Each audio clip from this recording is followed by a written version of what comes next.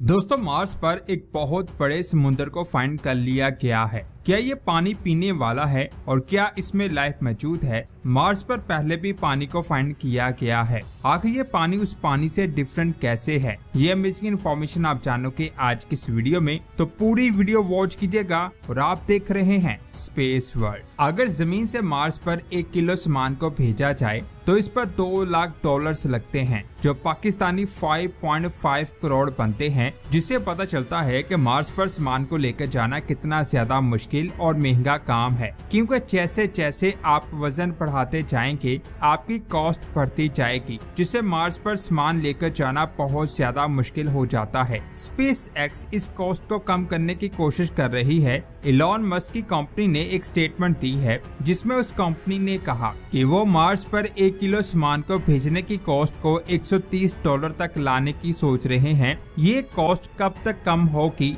या कम होगी भी या नहीं, इसके बारे में कुछ नहीं कहा गया। अगर फ्यूचर में इंसानों को मार्स पर भेजा गया तो वहाँ उनके लिए पानी का होना बहुत ज्यादा जरूरी है। वो जितने दिन वहाँ रहेंगे वो अपने साथ जमीन से उतना ज्यादा पानी लेकर जाएंगे। ऐसे में फूड से ज्यादा प्रॉब्लम पानी की बन जाती है, क्योंकि इंसान खुराक से ज्यादा पानी को पीता है। इसीलिए खुराक की निस्बत पानी की मकदार ज्यादा रखनी होगी। इसीलिए साइंसदान मार्स और मून पर पानी को ज्यादा से ज्यादा फाइंड करने की कोशिश करते हैं और उनको मार्स पर पानी के सबूत मिलते भी रहते हैं। 2008 में मार्स के एक रोवर जिसका नाम फिनिक्स था, उसने 161 डेज के डेटा को जमीन पर भेजा। उस डेटा में एक चीज ऐसी थी जिसने सभी साइंसदानों को हैरान कर दिया। वो चीज थी ये ट्रेंच, जिसे गोल्डीलॉक्स भी कहा जाता है। इस तस्वीर को ध्यान से देख तो आपको यहाँ व्हाइट कलर के निशान दिखाई देंगे। असल में ये बर्फ के टुकड़े हैं। इसके अलावा 2017 में एक रिपोर्ट पब्लिश की गई जिसमें हाइड्रेटेड नमक का जिक्र किया गया, जिसमें पानी मौजूद था। 2005 में भी नासा के इस रोवर ने मार्स पर हाइड्रेटेड मिनरल्स को फाइंड किया था। कई बार साइंसदानों ने ये प्रूफ किया है परमाफ्रोस्ट फैला हुआ है। परमाफ्रोस्ट का मतलब है कि ये बर्फ के टुकड़े होते हैं जो मार्स की मिट्टी में मिले हुए हैं। इसके अलावा 2012 में क्यूरियोसिटी रोवर ने एक सूखी हुई जगह को फाइंड किया था। साइंसदान का कहना है कि ये जगह ऐसी लग रही थी जैसे यहाँ किसी दौर में पानी बहता हो। मार्स पर पानी के इतने ज्यादा सबूत मिलने के बाद भी साइंसदान का कहना है कि मार्स पर एक प्रॉब्लम है। कुछ देर पहले मैंने एक इमेज दिखाई थी जिसमें आप इस बर्फ को देख सकते हैं, लेकिन ये जो हिस्सा नीचे दबा हुआ है इसके ऊपर पहले बर्फ थी, लेकिन ये बर्फ सिर्फ और सिर्फ 4 दिनों में गैस बनकर उड़ गई। अगर ये बर्फ जमीन पर होती तो ये पहले पानी बनती और फिर वक्त के साथ साथ भाप बनकर उड़ जाती, लेकिन मार्स पर ये सॉलिड आइस डायरेक्ट गैस बनकर उड़ गई। यानी ये एक बहुत बड़ी प्रॉब्लम है। इतनी तेज सब्लिमेशन इस चीज की तरफ इशारा करता है कि मार्स की सरफेस पर जितनी भी आइस मौजूद है वो मिट्टी से बाहर आते ही डायरेक्ट गैस बनकर उड़ जाएगी। और जब तक इंसान मार्स पर जाए तो हो सकता है मार्स पर ये आइस खत्म हो जाए, लेकिन ये आइस मार्स से तब भी पूरी तरह से खत्म होगी जब अल्लाह का हुक्म होगा। साइंसदान के मुताबिक इसके 2 रास्ते हो सकते हैं। पहला वे ये है कि वो मार्स पर जाए, इसकी पोलर साइड पर जो आइस मौजूद है उसे किसी तरह कवर करे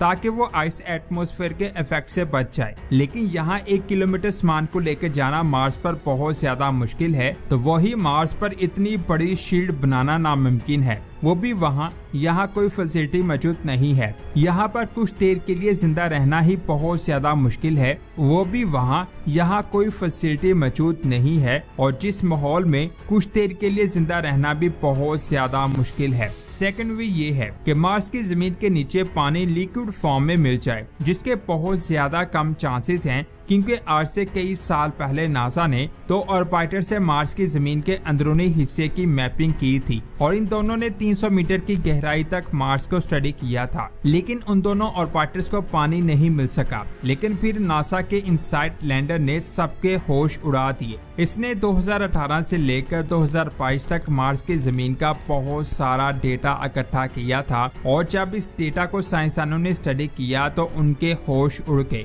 क्योंकि इस रोवर ने 13 बार सिस्मिक एक्टिविटी को रिकॉर्ड किया था। इनमें से कुछ एक्टिविटी मेट्रॉइड के मार्स से टकराने की वजह से बनी थी और कुछ मार्स क्विक्स की वजह से हुई थी। इन एक्टिविटी से वेव्स निकलती हैं जो मार्स के अंदर फैल जाती हैं और वह मुख्तलिफ चीजों से टकरा के डिफरेंट रिएक्ट करती हैं। जिन रिजल्ट्स को देखकर साइंसदान को पता चल जाता है कि वहाँ क्या कुछ मौजूद हो सकता है। और फिर साइंसदानों ने इन वेव्स को स्टडी करके मार्स के अंदरूनी हिस्से का एक मॉडल बनाया। उस मॉडल के मुताबिक मार्स के बहुत नीचे फ्रैक्चर्ड इंजीनियस रॉक की एक लेयर है जिसमें कुछ बड़ी बड़ी दरारें बनी हुई हैं और इन दरारों में बहुत ज्यादा पानी मौजूद हो सकता है। लेकिन यहाँ सोचने वाली बात यह है कि ये पानी जमीन के नीचे पहुँचा कैसे। ये सेम ऐसे है जैसे जमीन के ऊपर पानी नीचे जमीन में चला जाता है। सेम ऐसे ही जब किसी दौर में मार्स पर पानी हुआ करता था तब पानी जमीन के नीचे चला गया और अब वहाँ बहुत ज्यादा पानी मौजूद है। इसके बाद बात करते हैं हमारे चांद की दो साइड्स हैं। एक ये इस साइड को आप हमेशा देखते हैं, इसे near side of the moon भी कहा जाता है। लेकिन चांद की एक और साइड है जिसको आपने कभी नहीं देखा। उस साइड को dark side of the moon